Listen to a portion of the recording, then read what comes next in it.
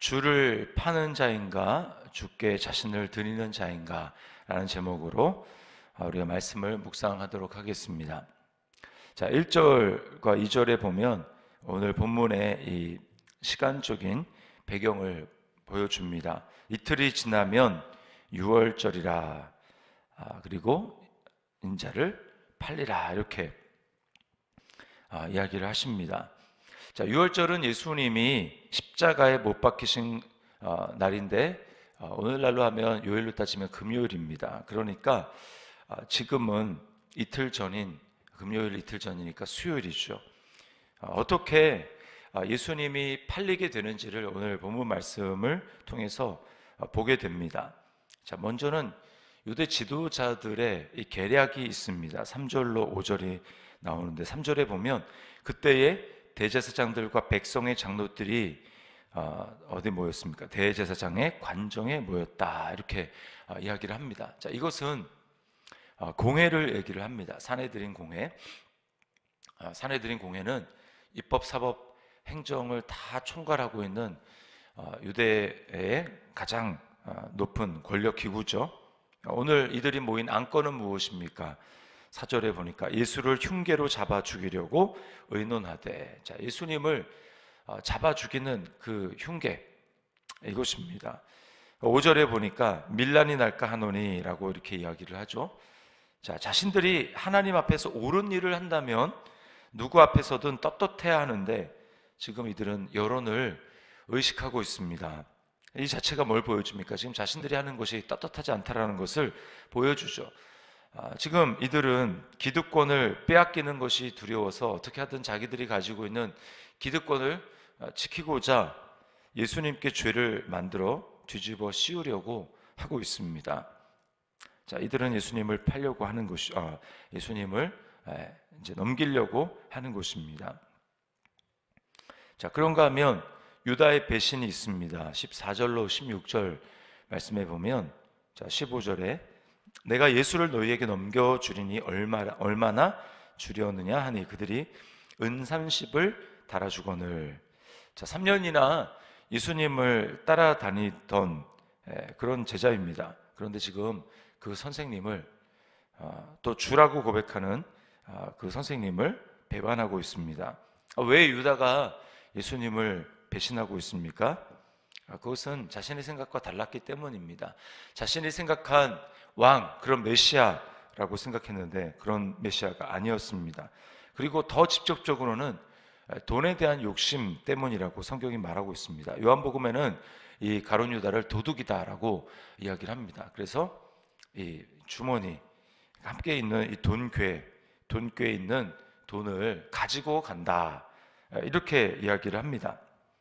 마리아가 오늘 아주 비싼 향유 옥합을 깨뜨려서 그것을 예수님의 머리에 부었는데 그것에 대해서 모두가 분노하고 낭비한다고 화를 냈는데 그것을 가장 강력하게 주장한 사람이 우리가 계속해서 공간 복음을 읽어보면 가룟 유다라고 하는 것을 알 수 있습니다. 이 가룟 유다가 진짜 가난한 사람을 생각해서 한 것이 아니라 자신의 욕심이 따로 있는데 그것을 이렇게 해버리면 욕심을, 비싼 돈이 있으면 오랜만에 비싼 것이 들어왔는데 자신에게 있는 욕심을 이룰 수 없을 것 같으니까 정의로운 척하면서 화를 내고 있는 것입니다. 돈에 대한 욕심이 있는 가룟 유다 입장에서는 예수님의 마리아의 행동이 이해가 되지 않는 것입니다. 경제 논리에 전혀 맞지 않다고, 그것은 낭비라고 생각이 됐습니다. 이것이 예수님을 배반하게 된 또 하나의 계기가 된 것이죠. 자신에 대해서, 자신이 한 행동에 대해서 겉으로나마 예수님이 인정하고 자신을 두드러하고 이것은 낭비하는 것이 맞다라고 주님이 편을 들어주면 좋겠는데 주님 자신보다 또 돈의 욕심이 앞서게 되는 이 자신에 대해서 예수님은 그것을 꿰뚫어 보시고 예수님은 가룟 유다에게 동조하지 않으시고 뭐라고 말씀합니까? 오히려 이 마리아의 행동을 칭찬하셨습니다. 그러자 뭐 마음이 상했을 수도 있고 기분이 나빴을 수도 있고 화를 내면서 거기에 예수님의 그 말씀이 더 기름을 부어서 예수님을 팔아넘기는 그런 계기가 됐을 것입니다. 자, 뭘 보여줍니까? 예수님 자신보다 돈의 욕심이 앞서게 될 때, 우리가 무엇인가 욕심이 더 앞서게 될 때, 그리고 내 생각을 하나님께 복종시키지 않고 하나님을 내 생각과 기분에 맞추려고 할 때 우리는 결국 하나님을 등지게 될 수밖에 없다라는 것입니다. 그래서 결국 주님을 이 대제사장들, 이 지도자들에게 팔아넘기고, 지도자들은 자신의 이권과 기득권이 더 중요하게 생각했기 때문에 결국은 유다가 팔아넘긴 예수님을 또 이제 로마의 그 권력에게 넘겼습니다. 자, 적용입니다.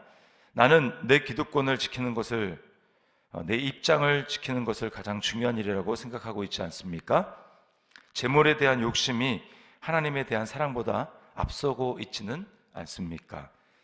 내 생각과 기분을 하나님께 맞추기보다는 내 생각과 기분에 하나님을 맞추려고 하지 않습니까? 그러나 이들의 모습과는 정다르게 또 한 모습이 있는데, 그것은 바로 주님께 자신을 드리는 이 마리아입니다. 6절로 13절이 길게 말을 하고 있는데요, 요한복음 12장 같은 데서 보면 이것을 같은 사건이다라고 본다면 여기 나온 여인은 우리가 마리아라고 추정해 볼 수가 있습니다. 7절에 매우 귀한 향유 한 옥합을 요한복음에 따르면 300데나리온 정도 값어치가 있는 것이라고 이야기를 합니다. 이제 오늘날로 환산하면 수천만 원에 이르는 엄청난 금액입니다. 근데 마리아가 이것을 한순간에 그냥 깨뜨려서 한 방에 그냥 다 쏟아버린 것이죠, 예수님께. 자, 그것은 예수 그리스도가 베푸신 은혜와 사랑에 대한 반응의 표현입니다. 마리아에게 예수님은 평생 모은 결혼 지참금보다 더 귀한 분이셨고, 한순간에 다 내 것을 쏟아 부어도 아깝지 않은 분이셨습니다. 이렇게 예수님께 향유 옥합을 깨뜨려서 헌신한 사람이 성경에 이제 또 나오죠. 막달라 마리아라고 추정되는 그 여인의 모습이 나옵니다. 근데 거기에서는 또 이제 그 바리새인의 모습이 나오는데, 그 집에 있을 때 그 여인이 그렇게 했습니다. 근데 그것을 보고 바리새인이, 또 거기 모인 사람들, 바리새인들이 이 여인이 죄인이라고, 저가 죄인이면 알아봤을 텐데라고 예수님에 대해서 이렇게 판단을 하죠. 그때 예수님께서는 그 여인과 예수님께 왔을 때 씻을 물도 주지 않았던 그 바리새인과 예수님 비교를 하십니다. 그러면서 뭐라고 말씀하시냐면, 많이 용서받은 자가 많이 사랑한다, 이런 취지로 말씀을 하셨어요. 저가 용서받은 것이 많기 때문이다 라고 말씀을 합니다. 뭘 얘기를 해주는가? 이런 일을 할 수 있는, 정말 엄청난 이런 일을 할 수 있는 사람은 어떤 사람입니까?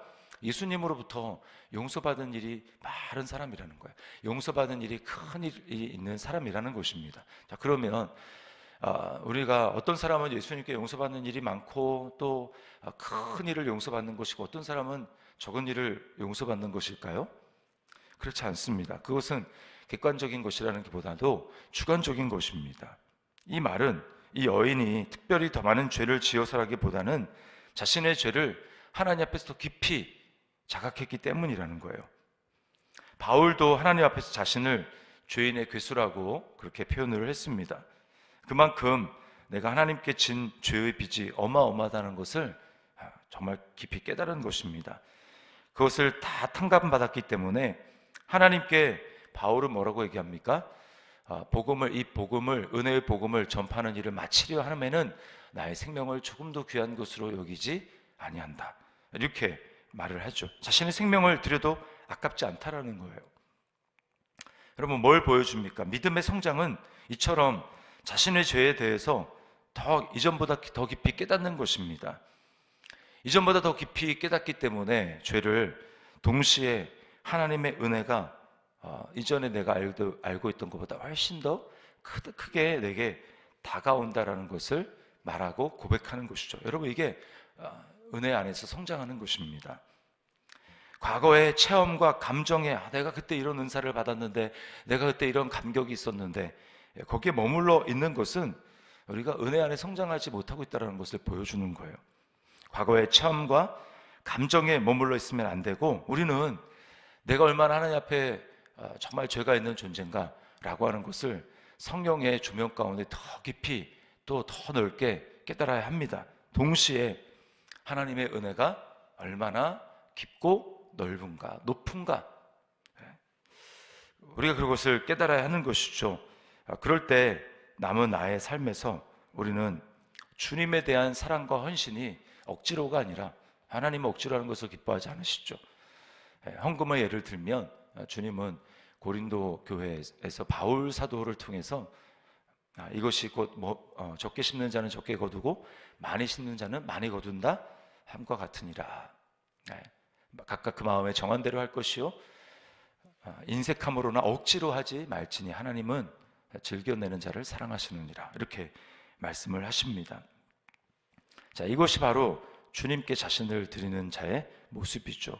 이것이 얼마나 대조가 됩니까? 자, 우리 자신에게 적용해 봅니다.